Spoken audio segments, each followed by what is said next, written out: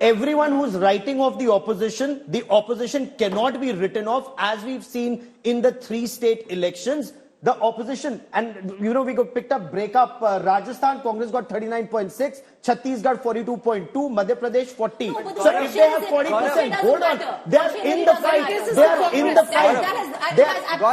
They are still in the fight. They need to have their heart in the fight. You come from a military background. From cricket, let's move to the army. The opposition army has to believe it's in the fight. If the opposition army, before the bugles have been blown, start conceding that they've lost, it's only then a question of the quantum of victory. The opposition army at this moment doesn't believe that they are fighting to win. And that's the problem. So when you start blaming the messenger, that is where you think that you've lost the battle. Let's move beyond the messenger. The messenger. But if you're still in the fight, then you fight hard. And the opposition is fighting hard. Look at roughly what? 160 or 180 odd seats in south of India where the BJP has never won. Okay. South of India has 129 seats. Where the BJP is trying to make inroads. You must not throw numbers without knowledge. I am sorry. 131 seats. I am sorry. There are 199 seats that BJP has never won. 129 in south of India. One second. South India has 130 seats. Yes. Plus BJP has never won. But my point is 199 seats that BJP has never won. 84 that the BJP has never really won. And they're eyeing those 84. Not that they're not. But the 84 is what the BJP has never won before. Okay, let me ask a separate question and I'll bring Rahul and Preeti. Look, I get numbers and I get facts. But those numbers are wrong. You quoted wrong numbers. I'm sorry. It's not 164. It's 129. I have a question. I have a question. Rahul will answer. Guys, is this Rahul? Can the opposition? Is the opposition's mission objective now to not about winning? Forget about winning. That's gone according to them psychologically. Now it's about denying the BJP 370 or 400 Paar. No, but I don't. They're actually become like that now. In the conversations that we had, there's already a blame game that's taking place. They're trying to find reasons for why things are as bad as they are. Rahul Gandhi is being blamed. The others are being blamed. I'm saying there is no belief.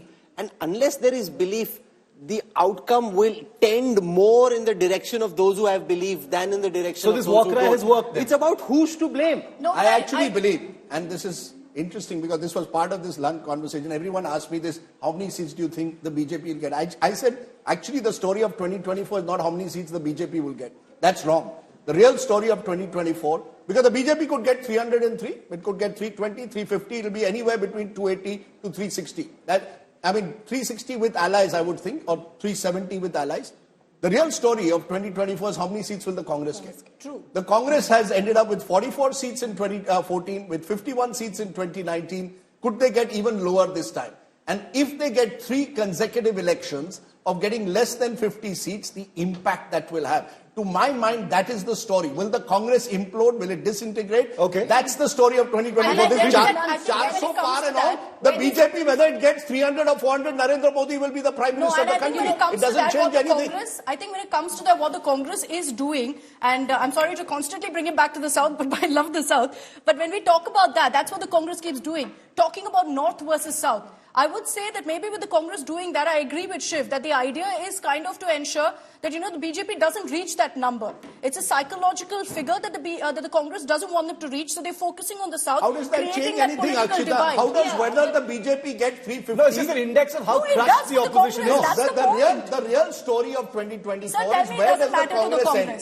To my mind, if the Congress, the interesting story... Congress kitna par? Abki baar Congress 50 par ki nahi, is the story. But do you think Congress leaders are thinking that? Or are they thinking how many will we get? Leaders we are talking about even at this lunch, because this lunch is what's become the focal point of the democratic newsroom. We never get invited to lunches, guys. No, you were invited. Most of them are have-beens. In the state of being where the Congress is, their armchair politicians save a few. And they come up with bizarre permutations, combinations, and the same thing was in 2019. Was the discussion more focused on how much BJP is winning? But where you talk about the South, Akshita, what is interesting is If you look at just 2019 figures, 53% of the vote share for the Congress came in from the south, only 9% for the Bharatiya Janata Party. So if you look at it, it just came in from Telangana and Karnataka. Guys, 25 seats in Telangana and 25 in Karnataka and 4 in BJP Telangana. reporter Polami has very dutifully come in from field reporting to join the Democratic newsroom. And since we're in our last leg of this debate, let me squeeze her in quickly. Polami, Abki baar 400 Paar. Rajdeep has said, newsroom should stop drum beating, points made across the board. What do you think from the ground level? Well, I'm not going to, speak numbers over here, but yes, the BJP is looking very confident. The Prime Minister's speech yesterday in Parliament in the Lok Sabha during his reply was very clear. When was the last time you heard the Prime Minister give a number? Now, that might be theatrics, Article 370, 370, etc., all of that. Congress might make jokes about it, ki kya wo oat nahi lenge agar kam aa gaya usse. But the fact is, he's very confident. The BJP is very confident. The fact that they're changing MPs en masse, at least 30 to 40% as far as elections are concerned. They've got all the reports down from all the constituencies. They're planning on fielding their Rajya Sabha MPs who are ministers, be it Bhupendra Yadav, be it Ashwini Vaishnav, be it Mr. Piyush Goyal as well. The fact is that they do know that the wave is in their favor right now, and they want all of their mantris But the to BJP, contest the elections. Rajdeep, the BJP loves these these nuggets, Abki baar 400 Paar, these numbers, because they love having the chance to trumpet beating that number. Every political... So it's not just psychological warfare. Why not? I have absolutely no problem with the BJP doing what the BJP is doing. They're a political party. They're going to throw these psychological ops. Rajiv Gandhi's government also did it in 1984. Yeah, Look at some of the advertising at that time as well. It was designed to sort of virtually send out the message that the election was a done deal. No problem with that at all. I think at some stage we'll have to get away from numbers and look at real issues. What are the real issues on the ground? In a first past the post system, you tend to look at numbers, but actually, I think elections will be a time to actually look at where do we stand as a nation? What are the real issues that trouble people? We are discussing all this when there is this huge, when the same government on the same day also passed a very important bill on paper leaks, on the fact that state after state, lakhs of students, their careers, their lives are at stake because government papers are leaked, both state and center. These are the issues which I think should matter. Unfortunately, what you've done is reduced elections to Modi versus who? Abki baar 400 Paar. And I think it is virtually bringing down the complexity of an Indian election into these nuggets and these sound bites. This definitely matters. The paper leak bill that shows, the Modi government has got the pulse of the people because the opposition supported them on that bill. How can you stand against that bill? No, might I just say, but remember, not to sound defensive, but India Today has covered the paper leak issue for the last 2 years more than any other channel. We're the only ones who've done investigations.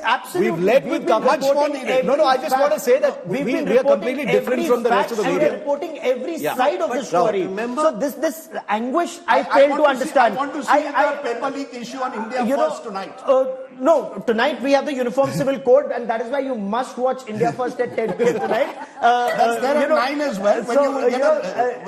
But you should report. I believe these are the issues you should report. And these are issues that matter to the nation. So less about Pakistan, more about India. Here's the point. By the way, we will also be reporting Pakistan elections and the disaster in Pakistan in 2 days from now. But that is where Indian democracy, Rahul, it just shows how powerful and strong we are as a democracy, quite like our newsroom. No, I also agree with Polami that I think this government has got the pulse of the people. The problem is that, and also there's a lot of chatter around it, and the perception, I would say, and perception is very important in politics as it is in life, that the opposition has got no agenda apart from just criticizing the government.